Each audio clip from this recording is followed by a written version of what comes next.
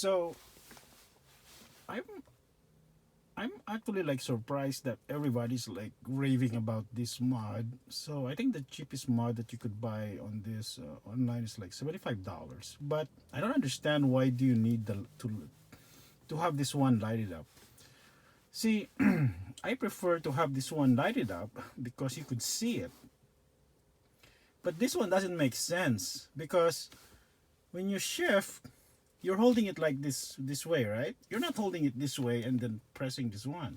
You're basically holding it. So what's the point of having it lighted? Like why do you want the light indicator there here to indicate which gear you are in? You're holding this one, you're covering it with your palm. It just doesn't make sense. I don't know why this one is like being designed by BMW and people are like raving that this is like a great mod. I think it's just a waste of money. I think it just looks good, but I mean functionality, I mean it doesn't make sense. Even if you do the sport mode, I mean it doesn't make sense to like have this like lighted up. I mean the light indicator doesn't make sense. I rather like see this stuff over here.